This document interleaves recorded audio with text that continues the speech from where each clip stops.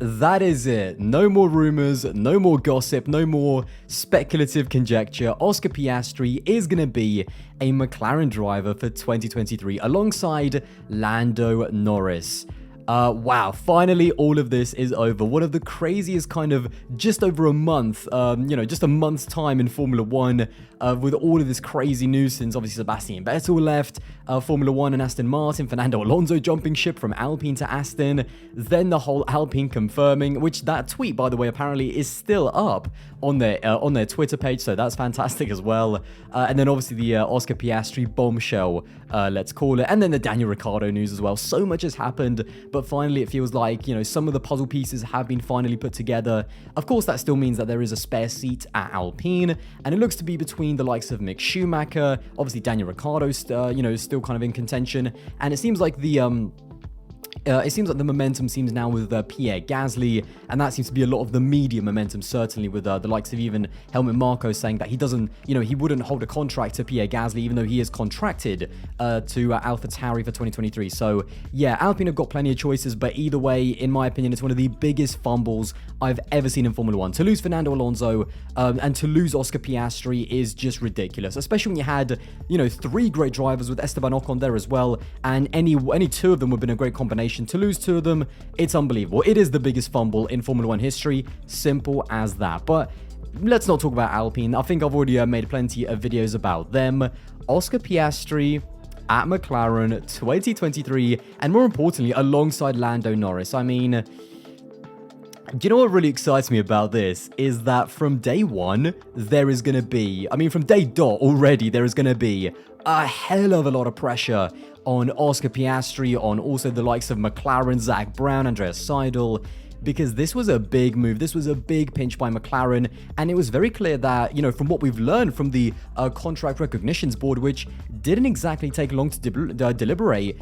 From everything that I've read, it was a pretty kind of open and shut case in terms of Alpine didn't have anything. Whatever they had was paper thin. McLaren actually signed a contract with Oscar on the 4th of July, the day after the British Grand Prix. Now, that was a bad race for Daniel Ricciardo. Lando Norris was fighting for, some big points there with the likes of, Charles Leclerc and Fernando Alonso and Lewis Hamilton. He was kind of in that little pack right at the end. And that was the weekend where, Ricciardo it was another bad weekend for him. He was absolutely nowhere.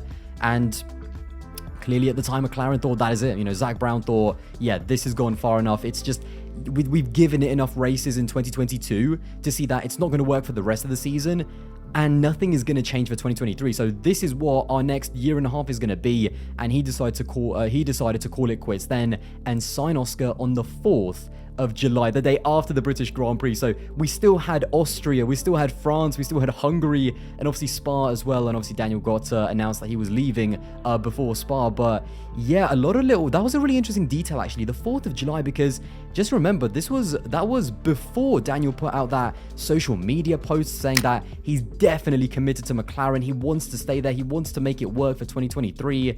And it was also before, obviously, I think it was either Andreas Seidel or Zach Brown did a video with Daniel Ricciardo at the McLaren factory, kind of talking with all of the guys and girls there and saying, kind of similar things like, I know it's not gone well, but I am committed to staying, all that sort of thing. So yeah, a little bit of snakiness from McLaren, but it was clearly one of those where even if Daniel Ricciardo, didn't find out until actually, until it got announced today, they needed to keep the perception up. They needed to keep his morale up because, the moment you kind of tell him, yeah, you're out, mate, you're not going to be here, next year, we're going to buy you out.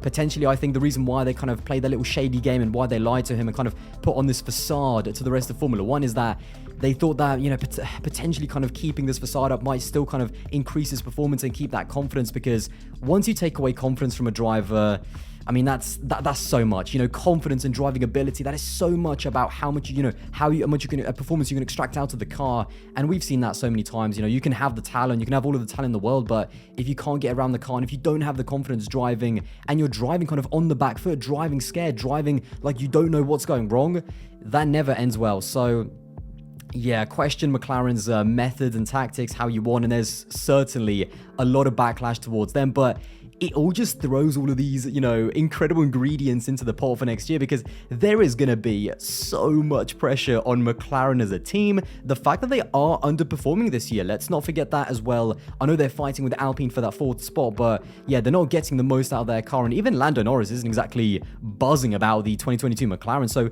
they're going to be, in terms of pressure, they're going to have pressure from the performance side. They've got to do better on that side. They're going to be under pressure in terms of, has Zach Brown made the right choice of dropping Daniel Ricciardo, and is Oscar Piastri, let's not forget, by the way, they still paid, or they're going to pay Daniel Ricciardo $21 million. I mean, that is a hell of a lot of money to, kick a Grand Prix winner out of your team that's struggling, for a guy that's never even kind of done a Grand Prix. He's never even done a practice session, for God's sake. So there's going to be financial pressure that, Zach Brown is going to come under it.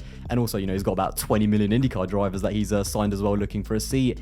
And then also, that's not even mentioning the drivers. I mean, the thing about this move is that it's so exciting because of the pressure and because there is a lot of risk. There is a lot of risk. I mean, Oscar Piastri is by no means a surefire winner at McLaren. We don't know how his style is going to suit the McLaren way of driving, the McLaren car. It's something that we've heard about for years now. We know that even Lando, obviously, he's adapted quite well to it in terms of he's the driving force around the team since he kind of got there. So there's a lot of, the way these modern Formula One cars are, it's not just a case of, do you like oversteer? Do you like understeer? There's so much more that goes into it, and how Oscar is going to pick that up in his first season is going to be very interesting to see, because would it have been worth McLaren maybe keeping Ricciardo if Oscar doesn't do well? All he's ever done, I mean, he's done a hell of a lot, with Alpine, and there's, obviously there's been kind of, shade being thrown on both sides. Obviously, Oscar he chose McLaren over Alpine. I mean, that was a big statement, because Alpine are doing well. Alpine right now, people talk about short term, people talk about Fernando Alonso making a big mistake going to Aston Martin. Look where they are. Well, look where Alpine are compared to McLaren. They have built a better car kind of overall. It's a lot closer, it kind of, from race to race, it kind of changes. So for example, at Zandvoort at the moment, it does look like the McLaren is maybe a little bit stronger, but as it stands now, McLaren looks, maybe not as good as Alpine. So yeah, but he decided to throw them away to go to McLaren because he believes that long term for his career, even alongside Lando Norris, who I am going to talk about a little bit later, Oscar Piastri believes that that's the better bet. So yeah, a little bit of shade thrown there, and obviously Otmar Zafnauer had some choice words about the way Oscar Piastri has gone about conducting his business, and obviously a lack of integrity, I think he called it, which is just, I love that. It's brilliant. Since when has anyone in Formula One had, real integrity? I mean, the bottom line is performance, and ultimately both the team are searching for the most, the driver that gets the most performance out of their car, and drivers are selfish. They're looking for the best cars. Simple as that. They don't really, they do care about the team, of course, but their bottom line is themselves. It's their, they're motivated by what they can achieve at the end of their careers. And yeah, again, Oscar Piastri, he chose to slap Alpine in the face, no doubt about it, before he's even entered the sport. So yeah, from that side, there's going to be kind of pressure in terms of, what about if Alpine actually get it right? Maybe he's just thrown away a better car in 2023. And then there's obviously the biggest aspect, which is his performance. He has spent, and all of the miles that he's done in Formula One has been in Renault and Alpine machinery. And I can't help but think of, obviously Daniel Ricciardo has driven a lot of those. He's driven the 2019 Renault. He obviously drove the 2020 Renault, and as well as he had, as well as he did, especially in 2020, his style didn't quite, translate to the MCL 35M in 2021.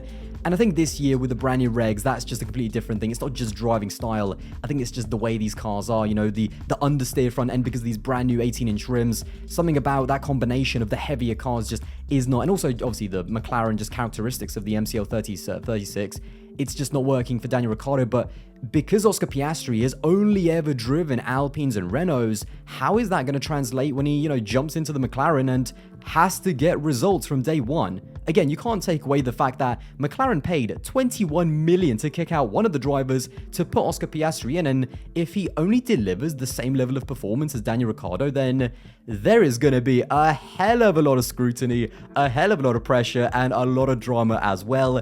And guess what? I am all here for it. For this video, I forgot to mention, I am wearing my Ricciardo hoodie. Big up the Ricciardo merch. It's very expensive, by the way. Unbelievable. Like, Ricciardo is a paid driver, I can tell you that for a fact. But yeah, joking aside, I had to put the Ricciardo merch on for this one. But yeah, this is why 2023 is going to be amazing with all of these different factors. But also, for Oscar Piastri to jump into McLaren. Yes, although he might see that the long-term future of that team is better than Alpine because obviously they're investing in a new wind tunnel and driver simulator loop as well. The big thing about McLaren and why he signed what they said is a multi-year deal. I am not sure, and obviously we don't know yet if the second year is on the driver or the team. Now that's, those are two different things. I would definitely, if I was Oscar Piastri, there's no way I would give the team the opportunity for that second year. It's got to be on the driver, surely. You want more than 1 year, especially when you just cut ties with Alpine, who probably would have given you a multi-year deal. So, yeah, let's just say it is Oscar Piastri's, side to re-sign in 2024. That's the year where McLaren, I think that everything is going to come together because that's going to be the first season and the first car that's going to be designed in the brand new wind tunnel. McLaren they've been steady progress since 2015, let's be honest. That disaster beginning of the relationship with Honda, it's been a steady increase. 2019 was a really positive year. I think 2021, was another really good year. They lost out to Ferrari in the constructors, but they did get a Grand Prix win with Daniel Ricciardo. I just love the irony. Daniel Ricciardo is still the last McLaren race winner. But they also dropped off at the beginning of this year, so it's a weird one. 2020, I've always said that 2023 next year is going to be like the preparation year for 2024, which is when we're going to see what McLaren's cards are. They're going to have to show their cards, and 2024 is the year where they should really be challenging for race wins, because if they're still under delivering, there's going to be serious questions to Zach Brown, to the likes of Andreas Seidel, even the drivers. So yeah, that's going to be, add that even more pressure, add the fact that they need to deliver in 2024 into the pot as well. But yeah, so there's a lot of risk for Oscar Piastri, how he's going to adapt to the car. I can't wait to see that in terms of how close is he going to be to Lando Norris, because there is multiple exciting and kind of crazy situations where we still don't know, because Oscar Piastri has never driven in Formula 1, really. We haven't even seen him in a practice session. If he came in a practice session in an Alpine and finished last behind Latifi, which is a thing, people talk about, oh, it's only practice, but it's not. That's not true. Every single lap you do in Formula 1, all the way from FP1 to a Grand Prix, people judge it, people break it down, especially the people that work within Formula 1 and they have the data, and we judge it as fans. We want to see drivers do well straight away. So, we still don't know how good Oscar Piastri is in a Formula 1 situation, and yeah, it's going to be very interesting. Obviously, he's had arguably the greatest CV of all time. I don't think there's ever been a 3-time consecutive single-seater champion before they've got to Formula 1. He won Formula Renault, then he won Formula 3, Formula 2, 3 years on the bounce. Even the likes of George Russell and Charles Leclerc, they didn't win GP3/Formula 3 and Formula 2. They won those two on the bounce, but they didn't win 3 titles on the bounce. So he's managed to outdo even those massively successful, successful drivers. And obviously we've seen what Russell and Leclerc have gone on to become. So there's a lot of pressure to see how good Oscar Piastri is going to be able to deliver on the hype, because genuinely, in my time of watching Formula 1, I have never seen this much hype and this much almost certainty that this guy, he's for real. He's never really driven in Formula 1, but we trust that he's the real deal, and we're going to take the risk. And that's what McLaren have almost banked on. Again, 21 million to sack Ricciardo off for this guy. That's a massive risk. And is he going to pay off? Is he not? How is he going to adapt? And more importantly, because that's been McLaren's biggest issue, how close is he going to be to Lando Norris? Because Oscar Piastri, this whole Alpine saga, to me is a statement. This guy, Oscar Piastri, with Mark Webber as well involved, let's not forget that. This guy's for real. He's looking to be a world champion. He's making big moves. Again, he's never driven in Formula 1, and he's already dictating the driver market. He is the one that said to Alpine, I know I'm your young driver, I'm not going to race for you because I want to be in a better seat at McLaren. And to have the balls to do that, that's a guy who is serious. I really like that. It was a big risk move, it could have backfired massively and ultimately breaking a relationship with the team. It might come back to bite him, but that's for the future. But this guy's for real, and he's got the junior pedigree to prove it. But how good is he going to be in the car? Because if he gets into that McLaren in his rookie season and flops and, isn't able to adapt, and he's half a second, 6/10, 7/10 off Lando, struggling to score points when Lando Norris, in a similar seasons this season is, top 8, top 7, getting some, 5th and 6th places, or even a podium like he did in Imola, it's not going to be good, because I think when you do make a massive statement like this of going to Alpine, when you have the resume that he has, you've got to do a Charles Leclerc. You've got to perform from the very first season. I mean, you're supposed to be built for this, and we're going to find out if Oscar Piastri is built for this, to be a world champion. Let's be brutally honest. Like, I mean, if he's coming just to score some points, that's not going to be good enough. McLaren are looking for a race winner. They're looking for world champions, and ultimately they think that this guy that's never raced is the real deal. So how the Lando Norris Oscar Piastri combination is going to be, that's going to be very interesting. Obviously, both really young guys, so that kind of brings a different dynamic in with itself. I have said for such a long time on social media that Lando Norris and Daniel Ricciardo, especially since mid-20, even 2021, even early 2021, they just give me bad vibes. I know they kind of fake it. I think they fake it really well, to be honest. Yeah, they have this banter and like kind of, laughing and stuff, but I just get this really awkward feeling from seeing those two in videos. Like, they can't fake, if you can't fake a friendship really on camera.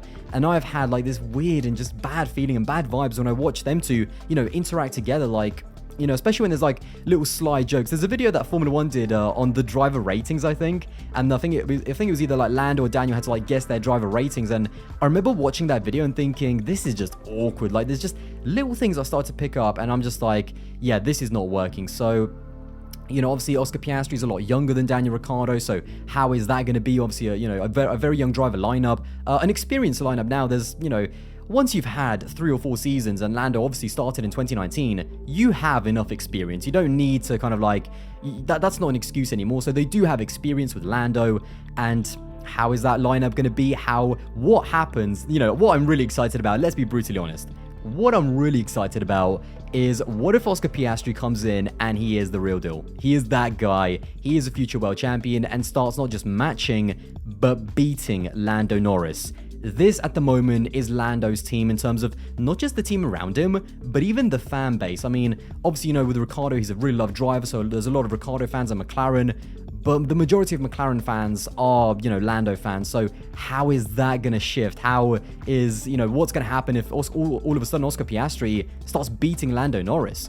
And it's just a weird kind of, it's this weird scenario that I can't wait to see how it turns out. We're going to find out in qualifying at the very first race of 2023. Let's be honest, from the very first competitive session, these two guys are going to be measured against each other. And if Oscar Piastri starts coming out on top even early on, boy, is that gonna get interesting. I mean, Lando Norris has had this kind of momentum at McLaren. Even this season, he's absolutely smashing. I don't think he's actually getting enough praise, in my opinion, for how good of a job he is doing. But how, he is almost like the future of McLaren. Lando Norris, he looks like, the next McLaren world champion, hopefully. What happens all of a sudden when that momentum just kind of gets flipped on its head? What happens when Oscar Piastri all of a sudden comes in and actually he's even better than Lando? So whichever way it's going to swing, it's going to be box office. I can't wait. It's going to be drama, no doubt about it. Drive to Survive as well. I'm sure they're going to have a field day. So yeah, there's a lot of excitement. At the end of the day, it's all on Oscar Piastri. And this move, whichever way you want to look at it, there's a hell of a lot of risk. Like, this is not a 100% guaranteed move, because we don't know how Oscar Piastri is going to be with the car. We don't know how, he's going to be with Andreas Seidel and Zach Brown. He's already coming into McLaren, forcing his way into the team. The guy hasn't even raced, and he's already had, his situation has already been in the contract recognitions board. So he is coming to McLaren making a statement, but he needs to perform. He needs to deliver on the hype from the very first day, from the very first season. His rookie season can't be kind of, I'm half a second away from Lando, but I'll get it together in next season. It can't be that. It has to be a Leclerc 2018 or even George Russell 2019. I know that obviously he got beaten by Kubica, but we saw moments of magic from George in 2019, even when the car wasn't really that good. And we need to see those same moments of magic from Oscar Piastri next season, regardless of what car he's given. Obviously, we don't know how good the McLaren is going to be, but that's ultimately the risk McLaren are taking. They think that this combination of Lando and Oscar is going to be the winning formula moving forward, and theoretically it should be. Both of these two guys should be top caliber drivers. But again, it's just who's going to come out on top. How is Lando going to handle it? What about if Lando's just, got Oscar Piastri, at the tip of his thumb and just absolutely has him under control? Then everything, I think, will be quite smooth sailing. But if it does get very competitive, which I'm sure it will, because both of these guys want to be world champions, boy, is that going to be exciting. That's going to be the probably one of the biggest headlines and storylines of 2023. And even though we're kind of, more than halfway through the season, I can't wait to get to 2023 already. Let me know your thoughts in the comments below. How do you think Oscar Piastri is going to do at McLaren in 2023? In my opinion, he has to make that immediate impact that of a future world champion. Just bang, from his very first rookie season. This guy has got to be legit. He's got to be on that level. But I'm not sure if he's going to be able to outmuscle Lando Norris in his first season. I'm looking forward to seeing how close they're going to be, and also where Oscar is going to have potentially the edge over Lando as well, or if Lando is just going to completely have, completely just get on top of him throughout the entire season. Let me know all of your predictions and thoughts about McLaren in 2023, Norris versus Piastri in the comments box below. And yes, I can't wait for 2023. Anyway, there you have it. I hope you did enjoy this video, and if you did, then don't forget to drop a like and smash that subscribe button as well, and I'll see you in the next one.